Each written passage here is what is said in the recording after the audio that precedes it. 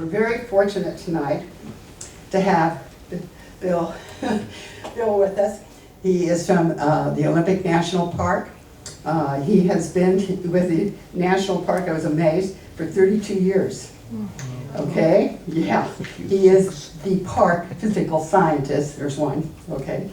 And it's kind of underneath that we say, he says he's paid to ski the glaciers. Which is kind of fun, right?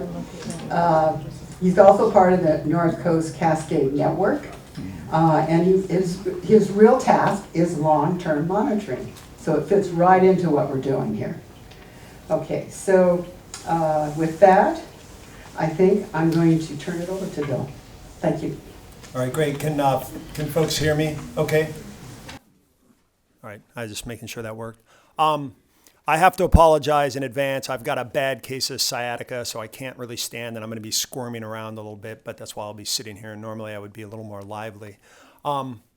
So thanks for coming out, and tonight I'm gonna talk about some of the work we've done at Olympic National Park as part of our long-term monitoring program, looking at changes in the glaciers, and quite a few of you have probably seen pieces of that work before. And then we're going to be talking about some snowpack changes that we've measured over time and relate that back to kind of what that means for the future. So that's kind of the task that I'm hoping to do here. So for starters, I just want to kind of talk. Okay, change the battery. For starters, just kind of want to talk about the importance of our mountain snowpack and kind of why it's important for here and where it comes from and the lay of the land. Most of you, of course, know that here in Port Angeles, Sequim, in the Northeast Peninsula, we live in a pretty dramatic rain-shadowed area, and that's because the majority of our storms and precipitation are coming out of the west and southwest. And so the Olympic mountain range really forms a very formidable barrier. And so as that water-laden air kind of comes off of the Pacific and climbs over the Olympics, it drops most of that water vapor in terms of rain and snow, and that's collected on the mountains. And then as those air masses travel down the eastern side of the range, and particularly the northeastern side of the range, it warms and dries. And so that's why we're in the blue hole here in Sequim, and we have much drier conditions.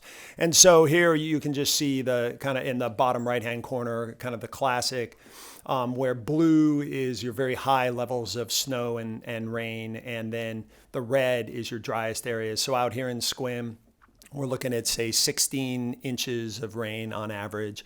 And Mount Olympus and the main western range can be as high as like 240 inches of rain. So a very dramatic difference. But what that means for us is that we're collecting a lot of that precipitation in the mountains, and so it really is important for us.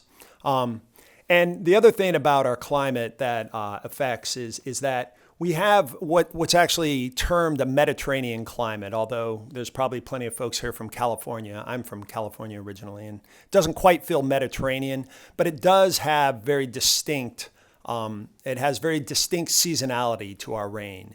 And so we get the majority, 60 to 70% of our precipitation is really happening in those deep winter months. And our summer months are quite dry, less than 10% in our summer months oftentimes. And so because of that, once again, the role of snow really plays as an important. And so really our winter precipitation in the mountains is equaling our snowpack, and that's critical for runoff and use in later in the summer.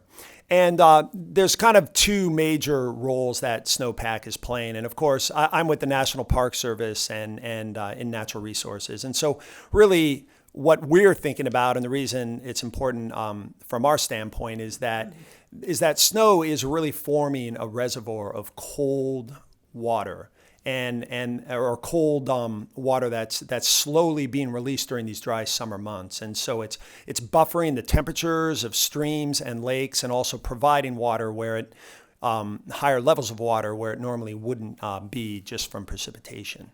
And so we have a lot of aquatic organisms that live in our streams and rivers. And of course, like here's salmon would be one of the classics where they've adapted and evolved to have these conditions that are provided by that snowpack release. And then, one of the things we just, Carol brought up here is that it's also incredibly important here in the Dungeness, for instance, for irrigation, industrial, and all of our municipal water supplies, including many of you were at Ann's talk, where we talked about the role that the snowpack and the release of the snowpack plays in terms of refilling those aquifers that are so important for our wells. And also for some of our streams as well, right? In the Dungeness area.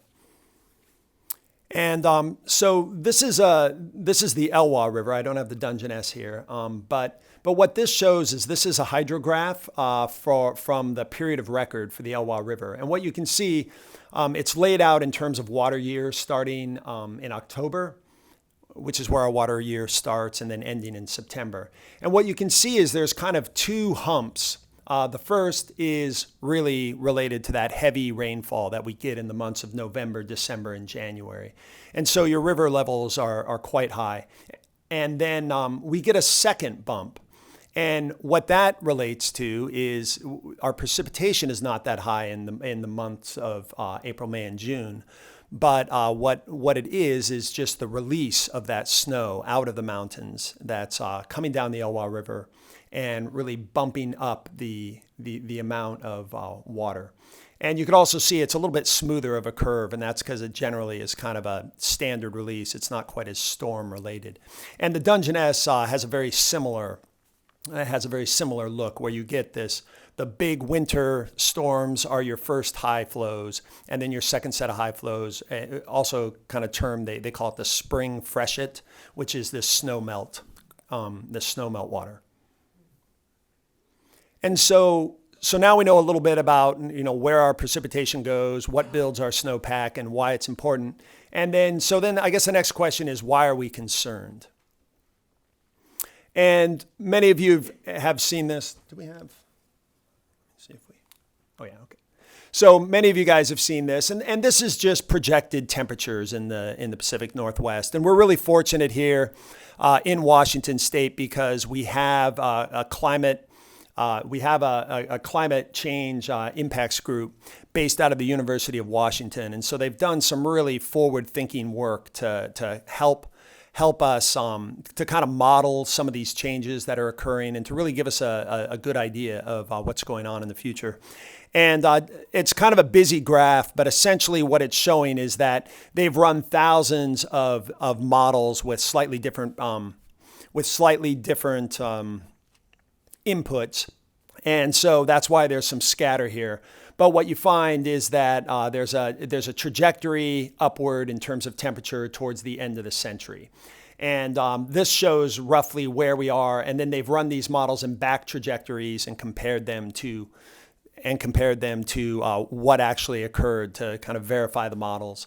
And so these are, the red is the one that we should probably look at because that's models based on CO2 levels in the atmosphere of what we're currently kind of putting out. And so it's kind of with no major changes in policy, that's kind of the trajectory we are on. And so we know that temperatures are rising and rising fairly dramatically here in the Pacific Northwest. What was that? Oh, what it has to do with what all these are, and I wasn't going to explain, but I'll explain, is just they've used different projections, so primarily based on carbon dioxide emissions. And so like as I said, the red, so that's the 8.5, so that would be kind of really no major policy changes, kind of business as usual. And then the 4.5, which is the blue, is the models are using more limited CO2 emissions. So we're kind of shifting to alternative power sources, and so they run these different the inputs are slightly different, and so that's what it is. It's just kind of different inputs, and so different assumptions. Yeah. So but really, so far for where we've at, this has been done 5 or 6 years ago, and we're probably like above the pink at this point. But that's just kind of business as usual. So, but that's what the RCPs are. And so what this one is showing is just, it gives a little more of a seasonal view. And I don't want to get real into the details on this, but the importance is that it's showing us that in terms of temperature, this is the annual. So this is your annual. And then these are breaking up your winter, spring, summer, and fall. And what it's showing is that we're seeing that summer, in general, temperatures are going up across the board in the next 50 years in this case. And that summer months are getting even hotter. So we see a little bit more of a hotter signal during summer months. So warmer all year round, summers even a little bit warmer. And that's what we can see there. And again, just look at the pink, it's the same models. And then what it also shows is that precipitation in general is increasing across the board. The one exception is these summer months where the models all predict that we'll have drier than normal conditions. The other thing that is important in this, just in terms of hydrology of our rivers, is that we're going to see, in addition to the increase in precipitation, a lot of that is going to come in terms of like larger storms in the wintertime. And I think Anne probably touched a little bit on that in her talk last month. So we know that our temperature is increasing, and we know that our precipitation is increasing, except for in the summer months.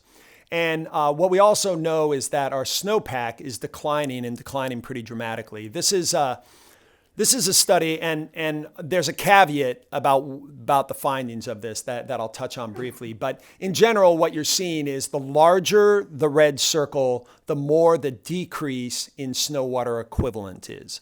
And when we talk about snowpack, we use the term snow water equivalent. And essentially all that is the amount of water that's held into in the snow. So it's a function of the density of the snow. But if you were to melt 1.5 feet of snow up in the mountains, what would that compare to in terms of just straight rainfall if it were to hit the mountains? So we use the snow water equivalent. And so what you can see here is that most areas in the Pacific Northwest in general have seen a pretty marked decline in snow water equivalent since 1955. And the other thing take home is that the largest declines tend to be in mountains that are either lower in elevation or that just have kind of warmer, what they call like kind of a mild winter climate, which would include the Olympics. The percentage of decrease? That's a percent decrease, yes, sorry. So, for instance, the 2 Olympic sites you'll see here, they're looking at a 60% decrease since 1955. And you can see kind of similar decreases, 60 to 40, through much of the Sierras and the Cascades as well. And there is a caveat, and we'll talk a little bit about that. But going back to like in terms of like mild winter temperatures, this is another way to kind of think of it. And this is average monthly temperature at Hurricane Ridge. And you can see that the average temperature is about 29 degrees. And then if you look at the graph, the blue would be your typical months where we tend to get mostly snowfall in the Olympic Mountains. And you can see that the average temperature is not much under the freezing level. So when you start talking about slight increases in temperature, you're really, you don't have very far to go before really the majority of your temperatures during those winter months is above the freezing level. So we're kind of almost at a toggle switch where you don't have to warm up much, where we're really not going to be seeing a lot of snow in the majority of the Olympics. And this is looking straight at the data that we collect at the national park. And again, what this is showing snow water equivalent. And we started here in the Olympics in 1949. And This is snow course data, and and so this is data that you can't look up online like the snow tells. These are manual measurements, but what's really nice about them is they've been done with the same instruments in the same exact location since 1949.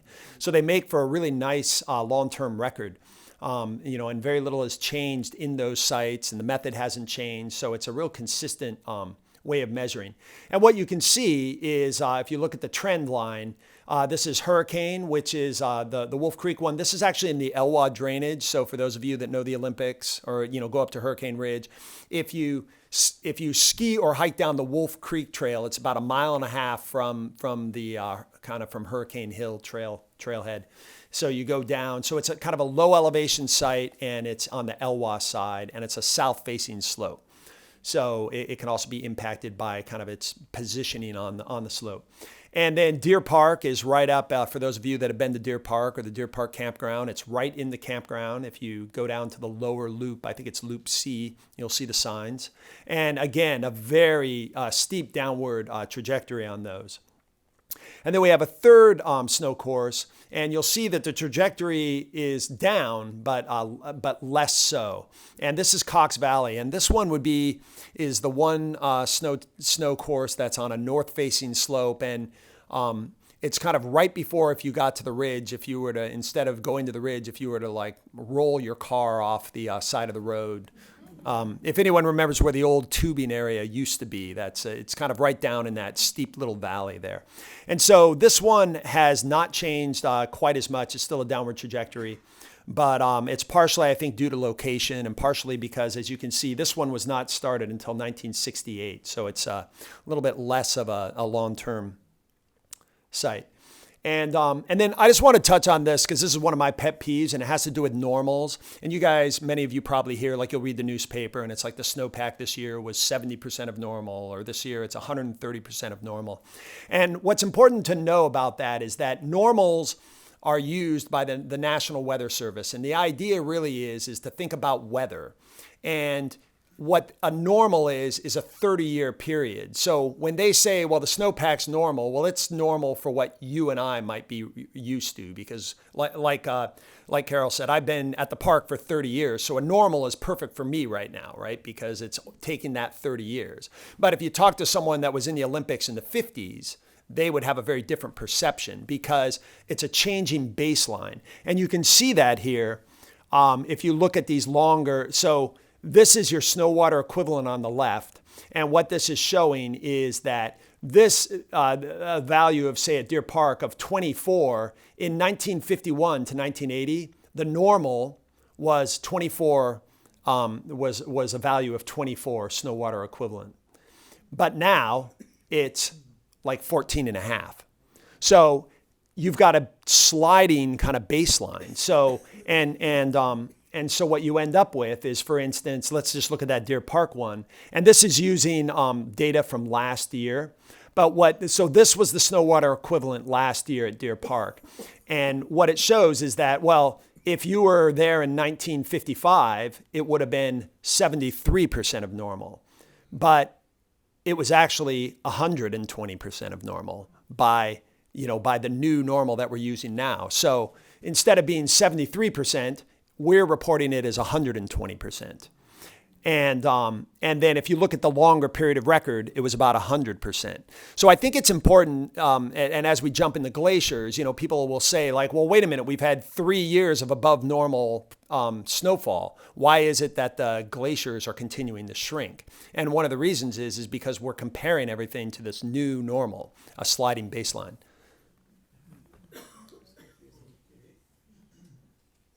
And then I don't want to go deep into this, but one thing I do want to mention is that some of the numbers for snowpack, decreases in snowpack, are a little bit accelerated. And it has to do with natural climate variability that we have here in the Pacific Northwest. And this is something called the Pacific Decadal Oscillation. It's a lot like, most of you have probably heard of ENSO, like the El Nino, La Nina phenomena that kind of changes. We have wet and cold years, we have warm and dry years, and we have kind of in-between years.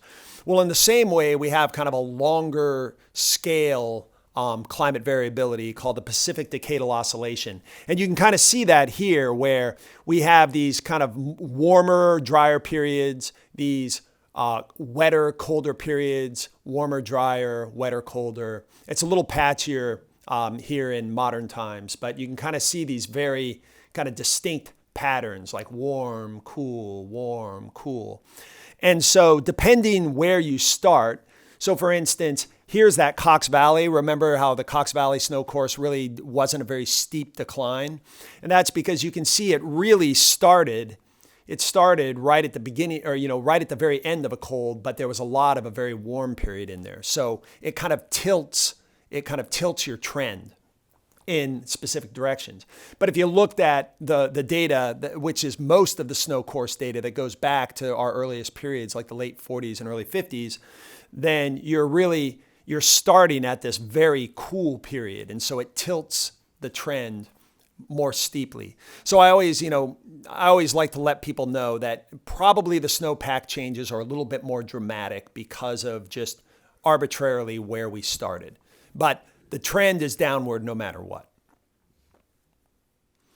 So just a couple quick basics about glaciers, and I'm going to touch on glaciers. Glaciers are great because they really kind of integrate the climate signal because they're based on, glaciers grow when it's cold and when there's a lot of snow falling. And so it's really is doing a nice job of integrating precipitation and temperature signals. And glaciers form, here's a shot of the Olympics. This is the Eel Glacier, and this is Mount Anderson. So it's really, this is at the very head of the Elwha River, although this actually flows into the Dosi Wallops. But it's kind of the massif of Mount Anderson is kind of right at the head of the Quinault, the Elwha, and the Dosi Wallops. And in the winter, as we talked about, we get a ton of snow. All those Pacific storms drop snow up in the Olympics. And then in the summer, that snow melts. But in areas where you have more accumulation than can melt, well, then you get these glaciers forming. So this would be that same, there's your eel in the winter. There it is in the summer. So we've got these glaciers forming in these areas where snow accumulates thicker than it can melt. And so... And then another thing just to know about glaciers is that usually the way it works on a glacier is glaciers are moving. So they're slowly sliding down the mountain. And so glaciologists tend to think of glaciers in two parts. You have what's called the accumulation zone and the melting or ablation zone. And then the line kind of between the two we call a firn line or an equilibrium line. And you can see pretty distinctly here. So what's happened is snow fell last winter. Now we're in the fall, looking at the Eel Glacier. And you can see this distinct, you don't see any glacial ice here. This is all snow. And so what that tells us is up at this elevation and above, more snow fell than could melt that year. So this is going to accumulate and become glacial ice and slowly slide down the mountain.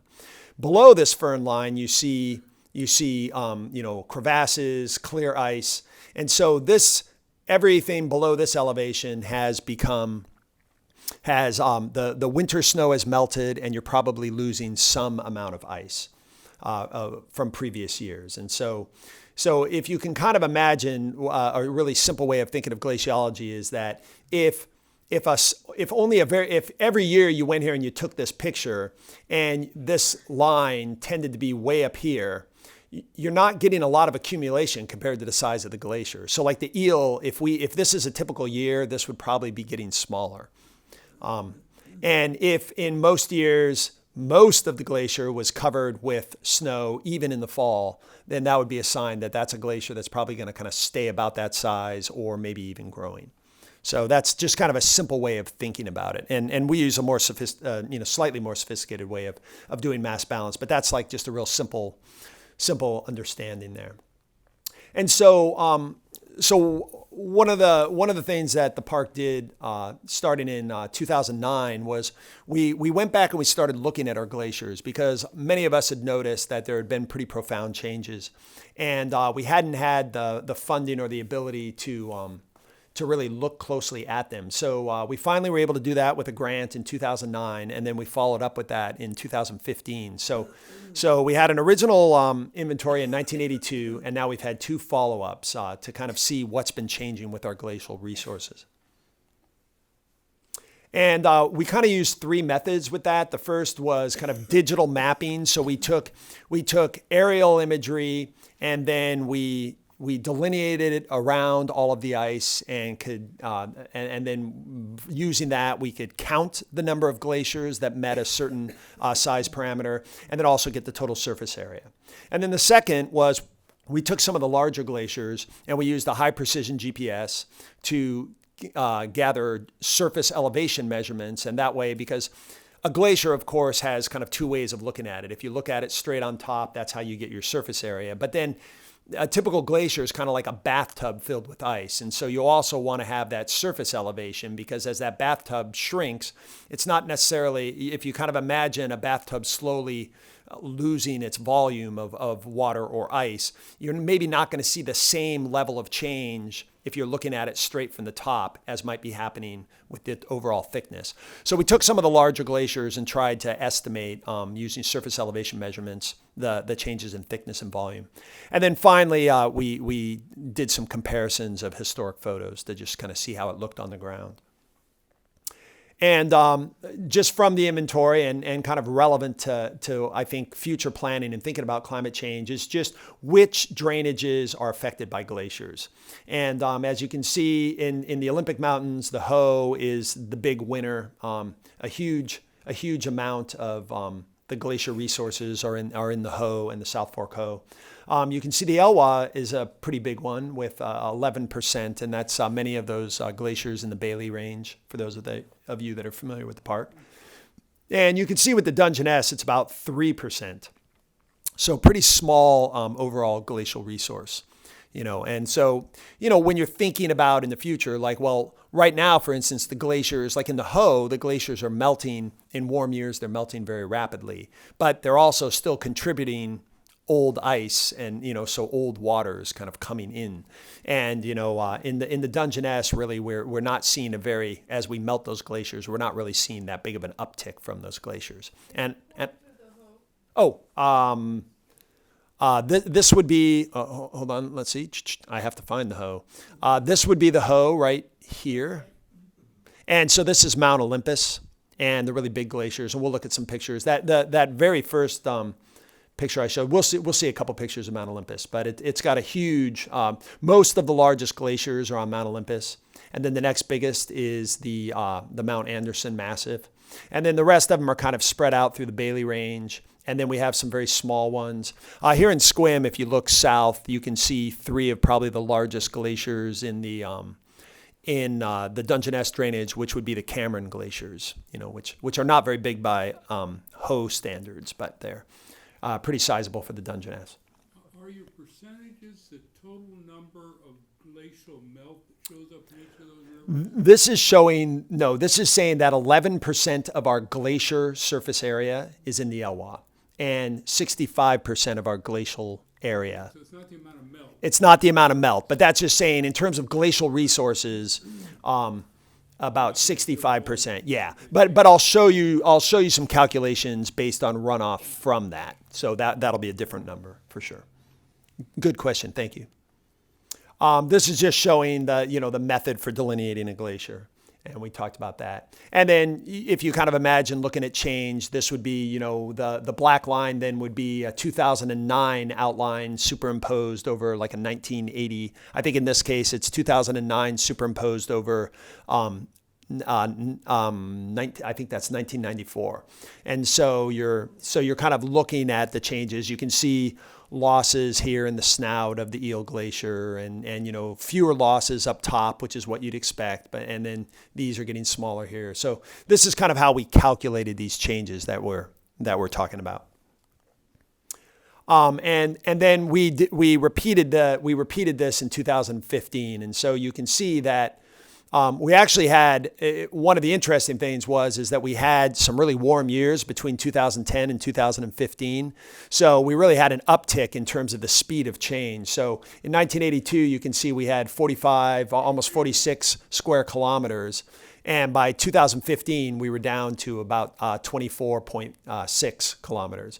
And we went from 266 glaciers that met a certain size criteria down to 148. So pretty profound. We talked about how long I've been here. So, and I'm sure many of you have been hiking in the Olympics for this entire period of time, but I've been here for 32 years now. And so in 35 years, we saw almost a 50% decrease in the area of the glaciers, and we lost 118, mostly smaller, kind of insignificant glaciers, but still a pretty profound change in a pretty short period of time.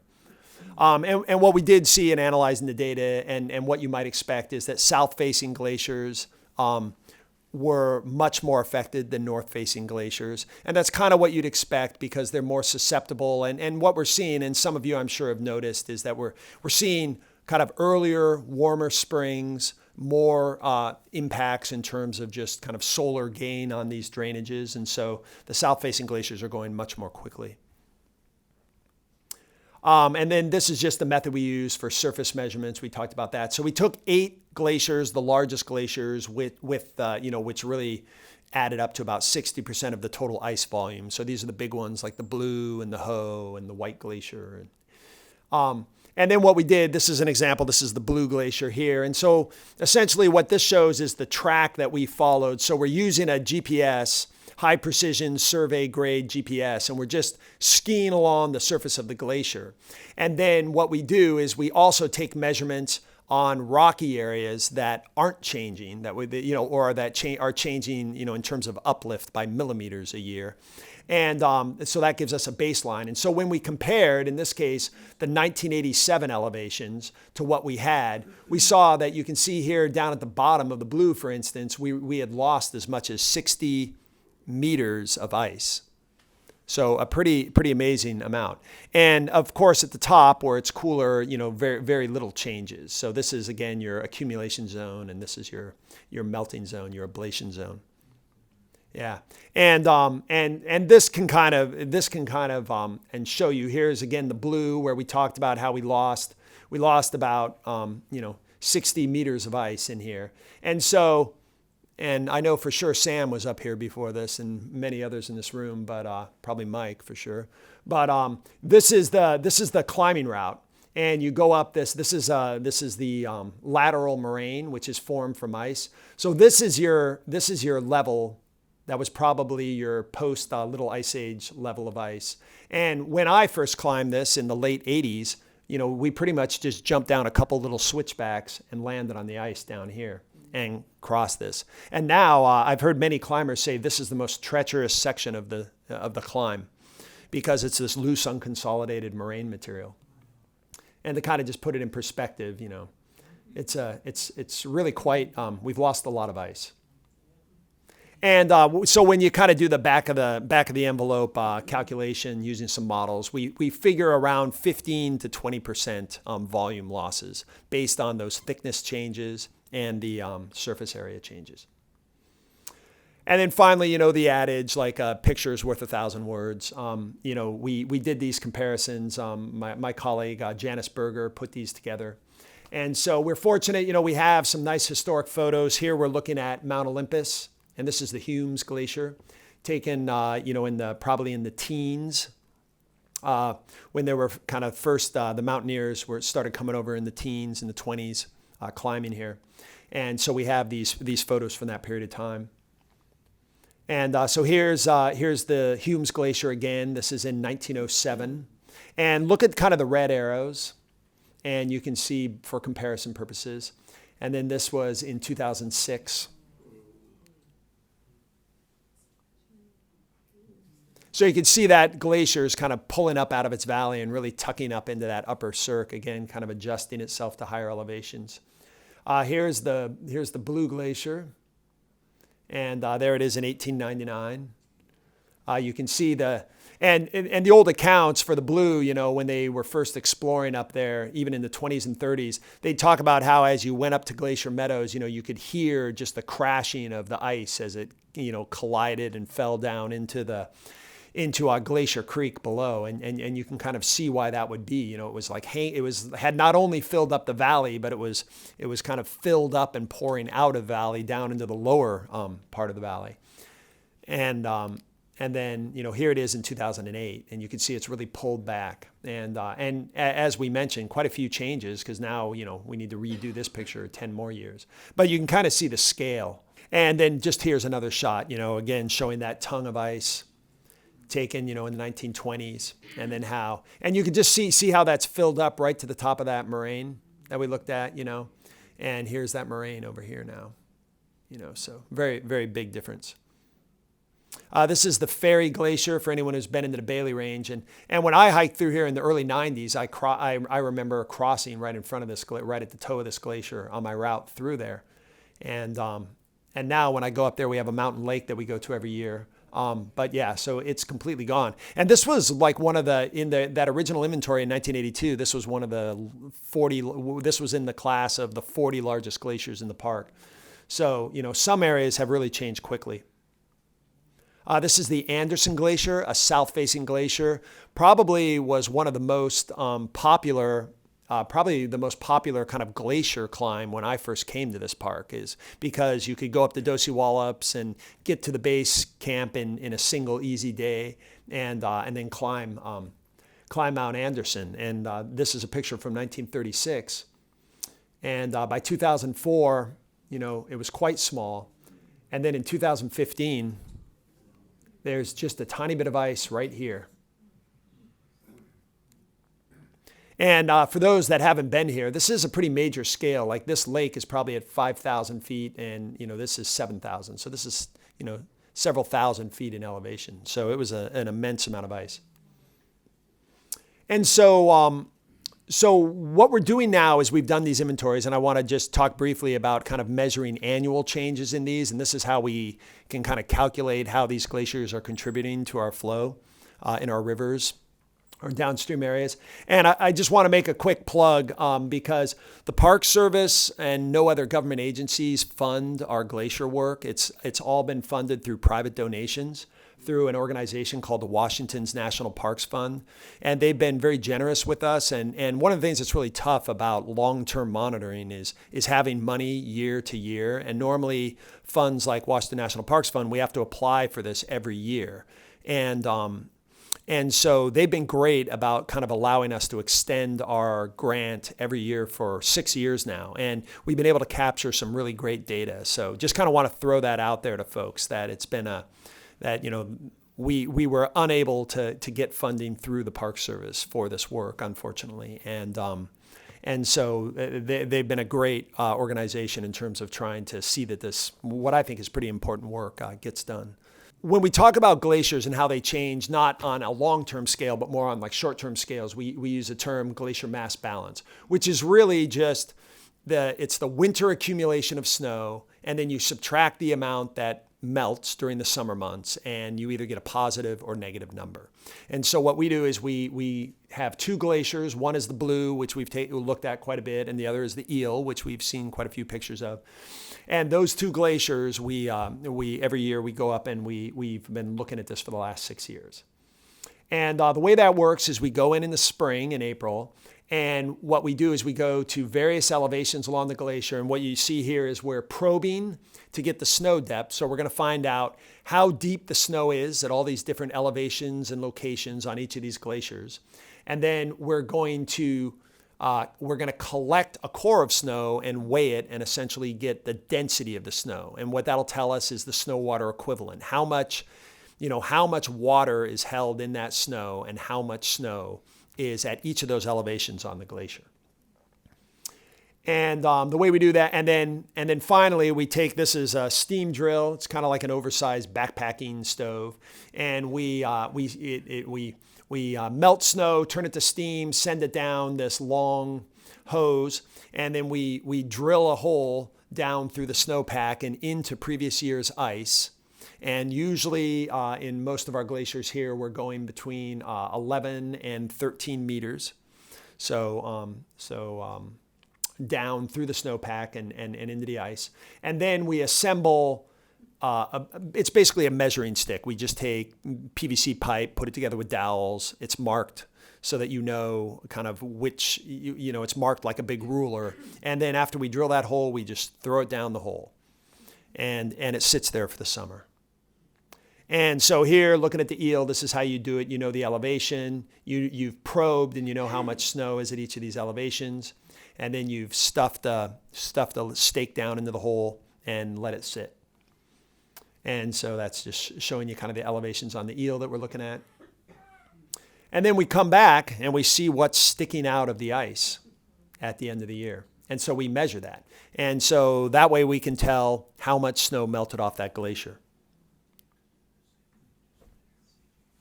And then this is sometimes a little funny to read, but and then what that tells us over time, we started in 2014, and this is the fresh data, just worked it up 2 days ago.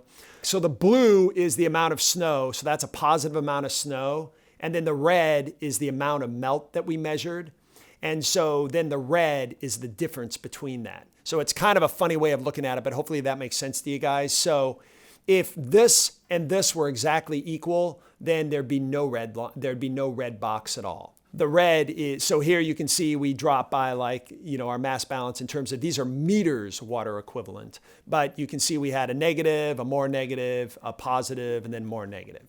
So you can see 2016 was a pretty good year. It was almost even. And then 2017, we actually had a positive mass balance, 2018, and that's kind of over time. And then what we do is you add each of those negative and positive numbers up, and then you can kind of get this trajectory. So this is the change in mass balance. So there's that positive year and negative years on the blue. And you can see we have this downward trend. And then here's the Eel Glacier, similarly. And I know Ann talked about 2015, and we're going to touch on it too, but you can see it was a pretty devastating year for the glaciers. And, we clearly have a very downward trend. And then what we do is we take those stakes and we can apply a model and we make assumptions about how much snow is at these various elevations. And then we can extrapolate that to all the glacier features in every one of the drainages. And we estimate the amount of snow water equivalent that was on the glaciers, and then how much melted. And then we could use a model and looking at the flow from the USGS gauges to estimate kind of the proportion of water that's melting. And so here you can kind of see the results of that. In this case, we did 3 rivers. And so in these various years, you can see kind of the percentage. And the Hoh, for instance, you can see it ranges here from in 17, we had 12% of the total runoff during summer months was coming from glaciers. In 2015, which was a year without snowpack, it was almost 27%. And here you could also see the Dungeness. But that gives you an idea of kind of what contribution the glaciers are giving. So in this case, you're looking at about 8% in 2015 was coming off of glaciers and the snow that was on the glaciers here in the Dungeness. In more typical years, it's closer to 2 to 3%. And so then kind of looking towards the future, and I know that Ann talked about this, 2015 is a great year, and many of you probably read Cliff Mass's blog. Who knows Cliff Mass here in this room? Yeah, between KPLU and his blog. But so Cliff is a meteorologist and a professor at the University of Washington. He's got a really great blog. He's kind of a character. You can't, there's positives and negatives about Cliff, but he's a great. He's school of Carl Sagan. That was one of his advisors. And so he really believes in kind of outreach of science. And so he does a wonderful job with his blog.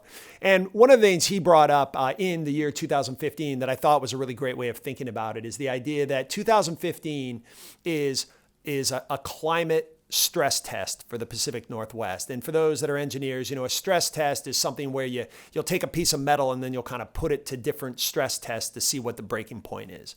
And so 2015, as we'll look at here, was just a really great opportunity for that, because what we were given kind of conditions that are very similar to what they're predicting for the future. And then we're running around taking all these measurements as part of our long-term monitoring program. And many other science programs, throughout the Pacific Northwest. And so gave us an opportunity to get a little snapshot into the future. So 2015 was a weird year. This is the Cox Valley Snow Course. This is one of my colleagues here, and this is kind of how we do the measuring. We take this long tube and shove it in the same spot along this line and weigh it and get our snow water equivalent. So here we are in a typical year, and the trees are buried. And you can see the length of the tube, so we're going to be using that whole length. So you probably have 8 to 12 feet of snow right here, and this is what it looked like on April 1st in 2015. And this is at about 5,000 feet elevation. And so it was really an unusual year. Here you can see, again, our snow water equivalent. This is at one of our SNOTEL sites, which is an automated instrument, but it basically measures it in very similar fashion based on density and depth. And this is your average. This is your average snow depth or snow water equivalent for the period of record. And so you can see there's some above, normal years and below normal years. And then you can see where 2015 was. So, and it was certainly the lowest, if we were to look at those, remember those the snow course data, if we were to go back to one of those slides, you'd see that it was also the lowest in like a 65-year record. So we'd never seen levels this low before. And one of the interesting things is what that kind of meant. And so what we're looking at here is two things. Let's start over here on the left. This is your air temperature, and it's your departure from normal. So it's not the temperature, but your normal, if it was exactly normal, you'd be at 0. And if it's above normal. So what this is showing is like this month it was 3.8 degrees Fahrenheit above normal. This was almost 2. This was 6. This was 7. That was 6.7, right?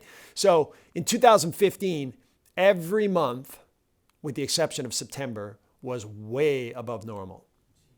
Okay? Now, the interesting thing is look at 2013. This was actually like a fairly normal year, even though it doesn't look it. But it's because, right, we had not real above normal, but then we had a few below normal. December, January was a little below normal. And then spring was warmer than normal, but not quite as profoundly as these months here is about half the deviation or a third the deviation. But still, you had some deviation, but not nearly as extreme. And then, so this is how that translated. You can see here, this is your average snow water equivalent at that SNOTEL. And so this would be what you normally expect. Your snow builds up. Right around mid-April here is where we always hit our maximum snowpack, about April 13th, 14th usually. And so you can kind of see there's where your maximum normal should be, and then it drops off and is gone by mid-June. And so here's what it looked like in 2015. And then the interesting thing is that, this is kind of your take home, is it was about 4 degrees Fahrenheit above normal. And your precipitation was 93%. So it was a little drier, but that's not really significantly drier. 93% is pretty close to a normal precipitation year. And for those of you that were around in 2015, that was one of the things that people had to clarify a lot, is people would talk about, 2015 was like a drought year in the mountains. And it wasn't a drought year. It was a warm year. It was a snow-free year. But it was temperature that did it, not precipitation. And then you can see the interesting thing is that you look at this year, 2013, and we were still almost a degree Fahrenheit above normal, and our precipitation was pretty close to normal, 106. But again, 106 to 93 is pretty close in terms of precipitation amounts. And look at the snowpack that year. It was well above normal. So a little temperature difference made it really extreme, and it was probably, as you can see, we had some nice big storms during this December, January when it was colder than normal. So there's a lot of little things at play, and that's one of the reasons glaciers are nice too, because they're kind of, they're integrating all of this. But anyways, just in terms of when we start thinking about climate change, all of a sudden you go, okay, 4 degrees, and you go out on your little model about predictions. And so this is kind of what Cliff was talking about, what Cliff Mass was talking about is that we're looking at a normal year, even in the best case scenarios, you're looking at a normal year in 2055. And if you're on this higher one, you're probably looking more at like 2045. So that winter of 2015 is really a good, it really allows us to peer into the future of what's predicted. And just a few more, images to show you what that looked like. Here's 2014, February 21st, kind of a normal year. A couple things just to take home, look at the snow, right? Piled up. For those of you that ski at the ridge, you know this look. And look at the snow line, pretty far down the mountain. Here's, we're looking at Mount Carey right there, and Olympus is hidden back there, maybe right there. And here's 2015. Same date, or February 22nd. Like the snow line, that's probably a July snow line for those of you that have been around for a while. And obviously there's no snow in the meadow at all.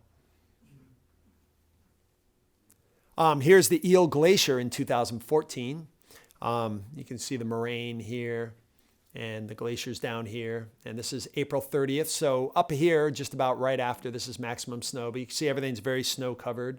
And, there's probably 10 to 25 feet of snow on the glacier itself. And here's 2015. You can see that below 6,000 feet, there's no snow at all. This lake, which normally doesn't even become ice-free until September, if ever, in a normal year, was already thawing at the end of April. And in terms of thinking about the glaciers, this is showing the winter mass balance. And what I wanted to point out here is that 2014, which was pretty close to a normal year, and then 2015, what it shows again is when I talked about that temperature versus precipitation issue, because if you look at Mount Olympus, which is this one here, when you get above 6,500 feet, our amount of, so you can see below 6,500 feet, the amount of snow on that glacier was much lower than normal. This is like 50%, that's like maybe 30%, and that's maybe 15% of what would be normal. But when you get up to the higher elevations, 2015 was actually, in two elevations, it was actually higher than in a normal year. So you just had to get high enough on the mountain. So again, that just shows that it was a temperature signal that was affecting the snowpack. And this is another way of looking at it is, we were 111% of normal snowpack above 6,500 feet, and below we were 32%. So it's that elevation where snow was falling that's making the difference. And the elevation is affected by the temperatures. And so that year, this is just another piece of work that we did. Justin Flew from the University of Washington, a student that worked with us on the second inventory, and he was able to calculate just in that 2015 year the amount of loss of ice on each of the glaciers. And you can see that many of the glaciers lost as much at the snouts. They lost, like here on the Humes, for instance, as much as 10 meters of ice in a single year.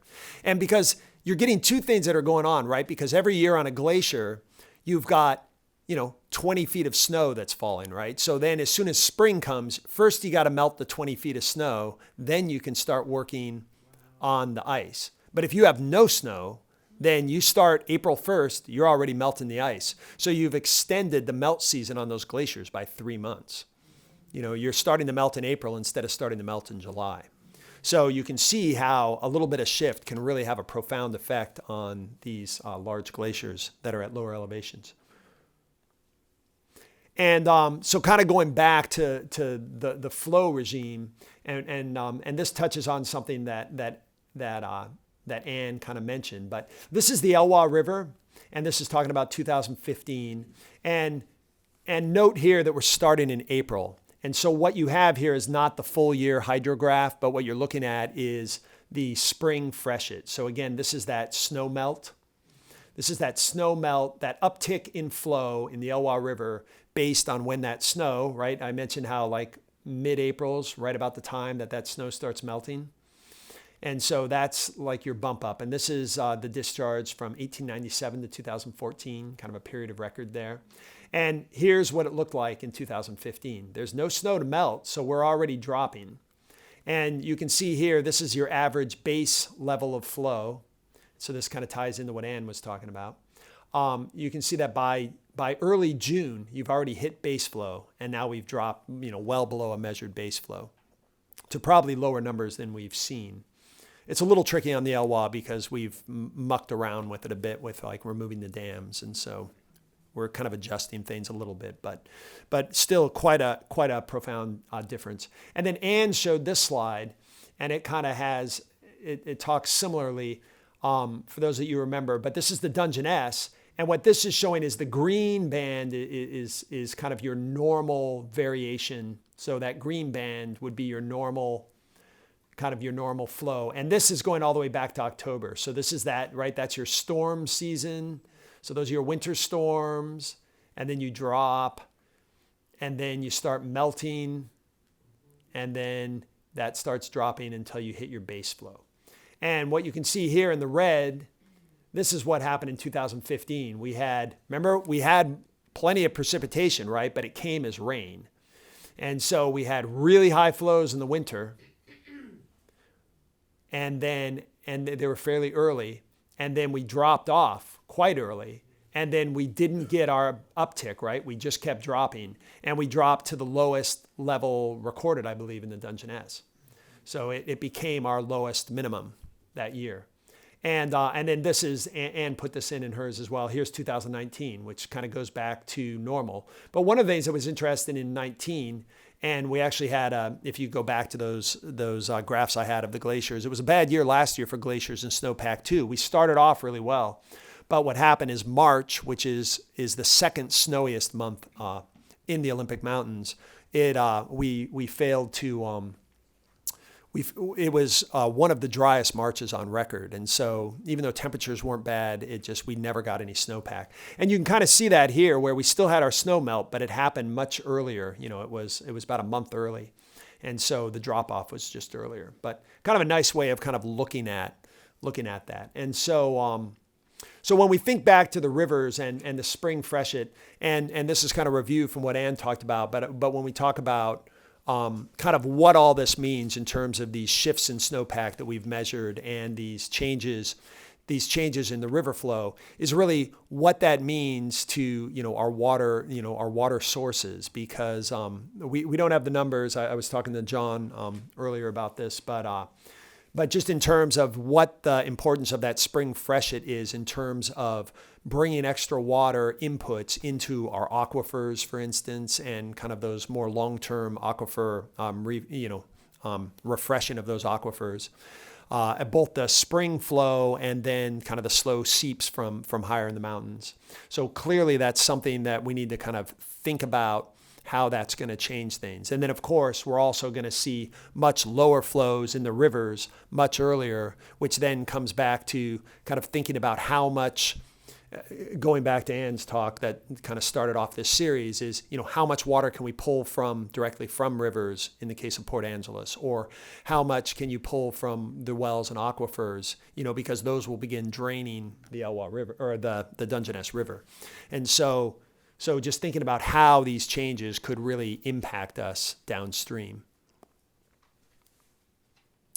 And so just some acknowledgments for folks that helped out with all of this work. And time for questions. You said that the predictions that rainfall in total, precipitation Yes. is going up. The glaciers seem to be irretrievably shrinking. Right. Yet we have everything from fish to farmers depending on some reasonable water flow in the rivers.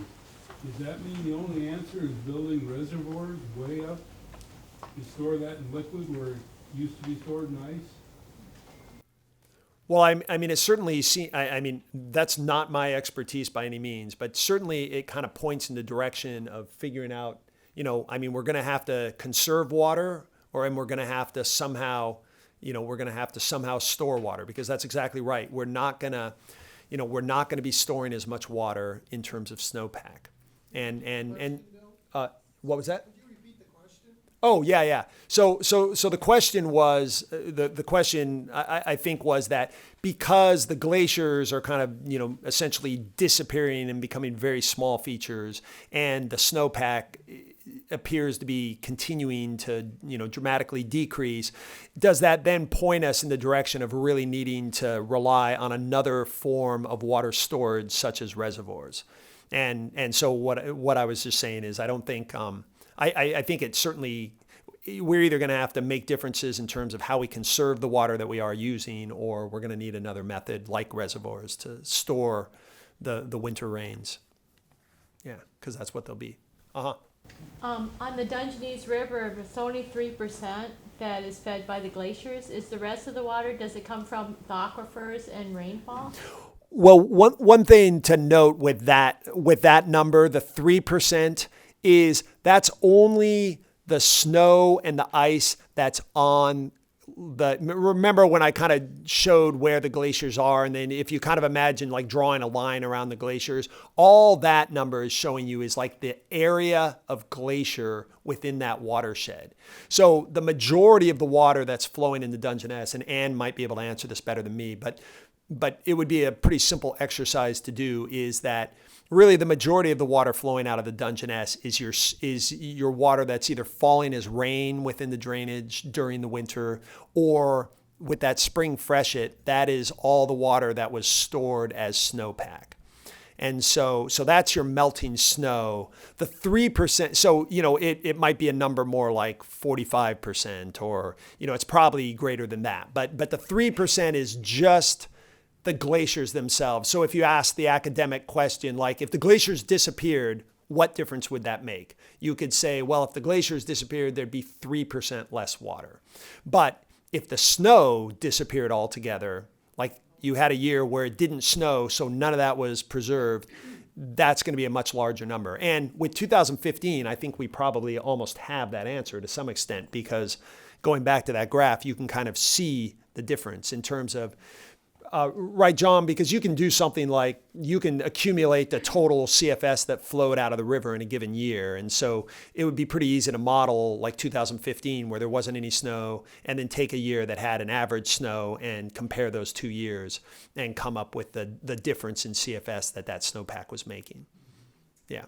I mean, and there'd obviously be a bunch of little tweaky things about, what summer use was and all this. But, you could probably, it seems like that would be doable. But the 3% is just the glaciers, so it's kind of it's because I'm a glacier guy. But you still gotta put use on the other side of that. Right, exactly. Because just sticking it in the reservoir for a couple of months and then discharging it really doesn't give you any additional water. It only determines when you use it. Yeah, you were just saying that, I think what you were saying is that sticking it in a reservoir, you still have to do something about use of the water, conserving it because. Otherwise, you just move your amount of time that you use it. Right. That's all you've done. But essentially, that's kind of what we have now in the snowpack is that we have a reservoir that holds a certain amount, and then we still have to. You're exactly right. We still have to regulate and conserve during the summer months, if that's an inadequate amount. And so a reservoir would just be forming like it's a lower elevation, different way of having the same thing. And so we would still have to kind of control or regulate use of that otherwise. Yeah. Yep. All right.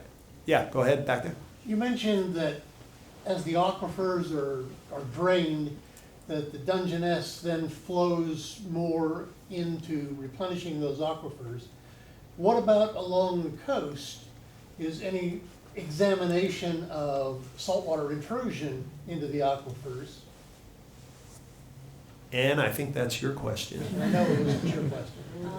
Yes. It's true. I mean, the less pressure there is from the freshwater side, the more likely the saltwater can come in. But has anybody begun looking at that question yet? for all those people that have wells that are close to the Yeah. strait. Not that I know of, unless the state or perhaps the county, but I don't think so. John? The state has done some water quality monitoring and they're looking for chloride. So the chloride would be the indication of saltwater intrusion. And there's only one well, and it's out on Three Crabs, it had a chloride signature.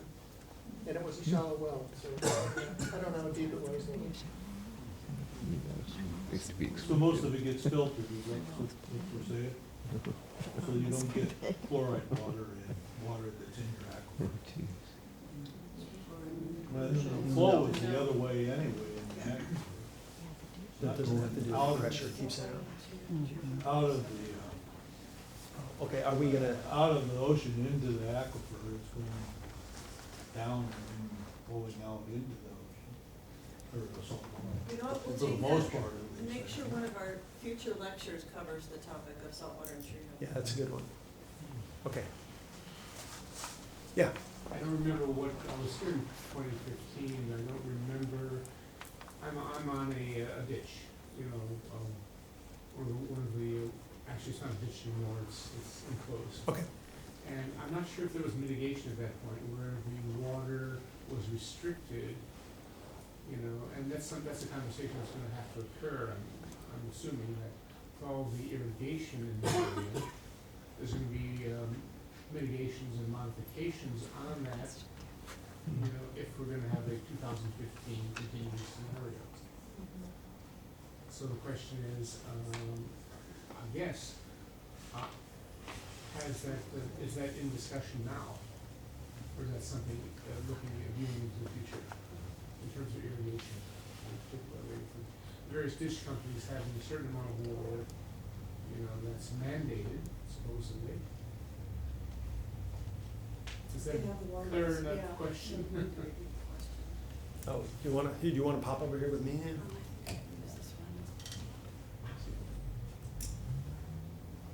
Can you hear? Is that Okay. helping?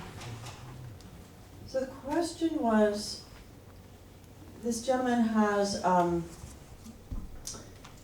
water rights to irrigate with water from a pipe in the Carlsberg area. And so, you know, the irrigation systems have water rights that date back over 100 years in most cases. So they are entitled to all of those water rights.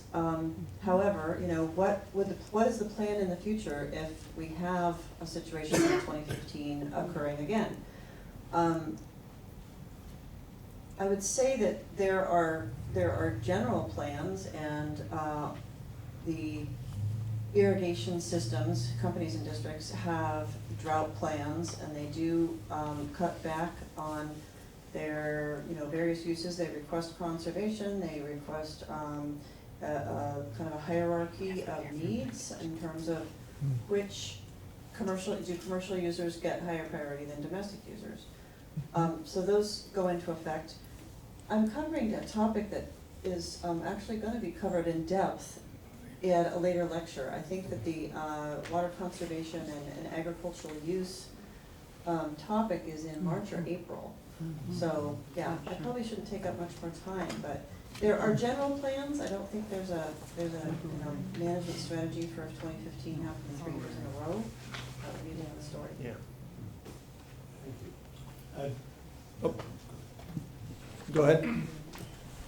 Putting aside the effects on the downstream area, you know, like down here, I was wondering what are the ecological effects that concerns the park in like alpine, subalpine, and the river valleys in terms of having a much lighter snowpack and eventually next to no glaciers. Well, I mean, there's kind of a plethora of issues, you know, in terms of that side of things. Certainly, one of the big ones would be with salmon returns and like timing of salmon, because you know you've got issues when you don't have snowpack contributions during the early part of the summer. You're going to have lower flows earlier, so you could have kind of entrapment of fish, and you know that are normally up in the rivers when they're expecting to have higher, you know, higher flows. You also have a much higher likelihood of having warmer temperatures, which kind of contribute to disease, and also just kind of thresholds for the fish surviving, because you're dropping the amount of dissolved oxygen, et cetera. And that's going to affect most aquatic organisms, some worse than others. But like that would be one obvious example. But I mean, you have everything from kind of unique, and I didn't talk about it here, but there's unique organisms that only occur on these glaciers, like ice worms and these kind of unusual and not major, but there's these species in these alpine food webs that will obviously be changed dramatically, or organisms that only occur. There's aquatic insects that are only found in kind of streams coming off of glaciers, for instance. So, there's kind of some small scale things which will be major effects, and then more large scale in terms of aquatics. And then, of course, you're seeing with the snowpack changes, you're going to see very dramatic changes in terms of habitat. So if you have organisms, if you have something like marmots, for instance, would be one example where we don't know for sure, but our marmot populations are dropping pretty dramatically. And one going theory is that when you don't have the snow, they're exposed for longer periods of time, and also one of their main predators that's been one of the most problematic parts of causing the marmot decline has been this kind of uptick in coyotes, which have kind of moved into the Olympics. And they do much better in low snow years. They can travel around better. They tend to move into these areas in low snow years. And then so that would be an example. Another one might be that we're aware of at this point is pocket gophers that only occur in the Olympics, and their habitat is determined by snow.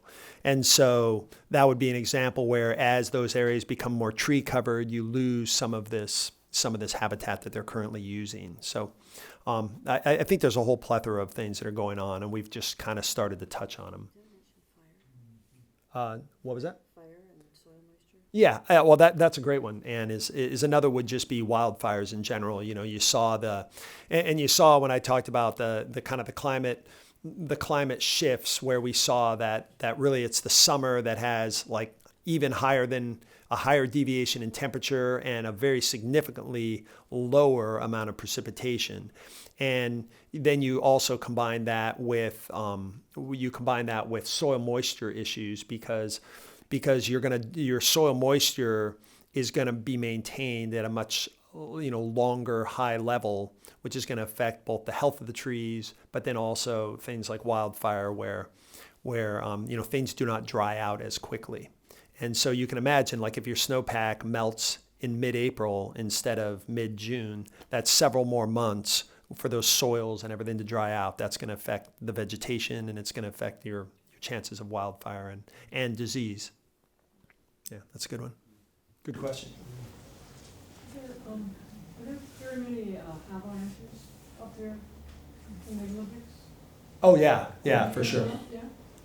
Yeah, and a lot of those areas, like the Eel Glacier, for instance, one of the reasons the Eel Glacier is there, I don't know, take too long to get back to that picture, but it's just like Mount Anderson is a very steep mountain, and so if you kind of look at the way that oftentimes the glaciers in the Olympics, that's one of the reasons they're there, is that you have these very steep cliffs, and then they're constantly just avalanching, and so you get these very deep accumulations of snow.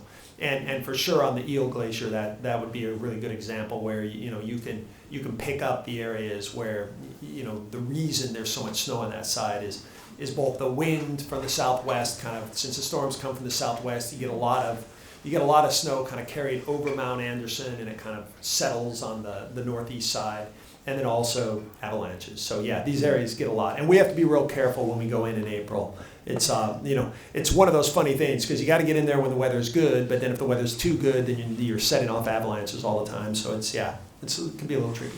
Yeah, the Park Service says that you go up and you listen to their talk on that, and they'll tell you that the west side of the Olympics and the peaks of the Olympics get way more water than we do on this side. Oh, yeah, I mean, absolutely. It's way more, it's like 100 or 120 inches a year versus our 18 or 19. Yeah, I think some of the models, Huge difference. yeah, some of the models for Mount Olympus, you know, one of the things that we never know is that, you know, when I talked to, when I was doing some of the climate work originally for Olympic, you know, I asked Chris Daly, who is a researcher who built probably the best precipitation model out there that's used for kind of estimating precipitation. And he always said that kind of those slopes below Mount Olympus are kind of the holy grail. You know, he always wanted the Park Service to put a snow tell or something in there to measure that because, you know, he just doesn't even feel like the models are that great. But some of those models predict as much as 240 inches of rain in some of those areas on the west side. So very, very different than here. Another thing, and this phenomenon is fairly recent because in 1965, and before 1965, the IDGY had a hut up on the top of the Blue Glacier on the area that's called the Snow Dome. And at that point in time, the reason they had that up there is because that glacier was known as one of the only glaciers in the United States that was still growing at that Yep. point in time. And so it's really switched from then till now. Yeah, that's correct. That was a period. That was a period. And remember when we looked at that Pacific Decadal Oscillation and we saw those really, and that it was a really cool and wet period, and that's exactly what was going on. And so the Blue Glacier was that was like a little bump where it was increasing. And yeah, and that snow hut is still up there on there, and it's yeah. So it's still there. Yeah. Yeah, so not used a whole lot, but it's still kind of preserved up there. So yeah. I climbed it in 1965, Nice. January 1st. Okay, and that was the first whole winter ascent. We started from the whole campground. Yeah. Oh, that's great. It looks like we've got some people meeting, so. Yeah, I'd gladly talk to you afterwards. Yeah. So how many of you would like to, and we want to appreciate, let's give it a